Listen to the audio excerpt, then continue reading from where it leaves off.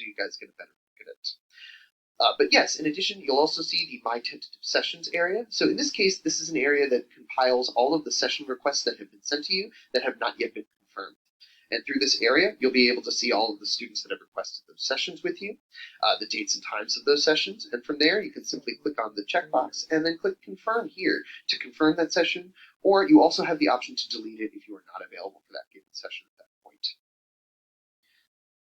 And so going back to the home page, just to show you guys again, once your tutor account has been all set and students are starting to request sessions from you, you'll actually see all of your tentative sessions appearing right on the home page. So you can actually accept and deny those requests right from here, rather than having to go into your My Tentative Sessions area, although they are saved in both of those places. And again, the sessions that you have scheduled for the day are already included right down here, so you can enter them at any time.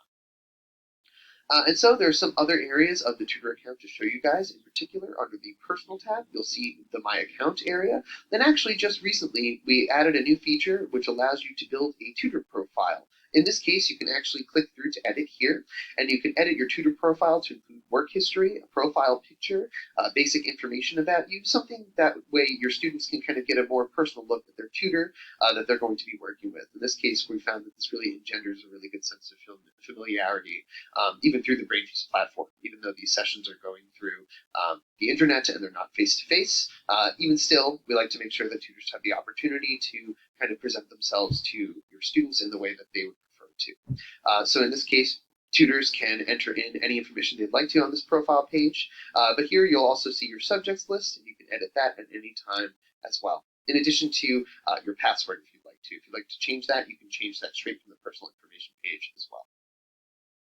In addition to that, you'll also see the Message Center. The Message Center is an area that would compile, if you click through to Inbox, for example, would compile all the notifications that have come through. In this case, these are mostly for session confirmations. So you'll see these appear as notifications. You can delete them at any time. You can click through to them to see what the request was in particular. If you'd like to go through the confirmation process through the Inbox page, that's perfectly fine in this case.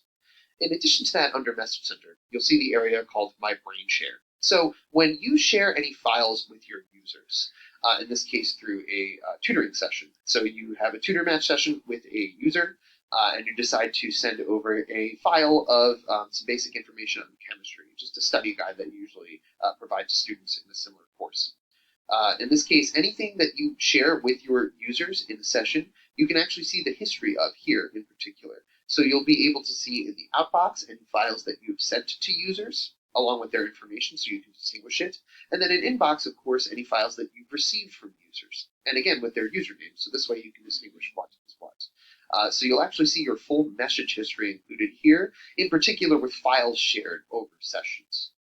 In this case, you can actually also send a file directly to a user if you'd like to, straight through this area. So if you happen to know your student's username, you can enter it in right here, click on send, and then you'll be able to include an attachment into that message and send it right on over to the student's user account. In this case, if it's that guide and you just wanted to send it over at a later time because you didn't have it available during your session, you can do so through here.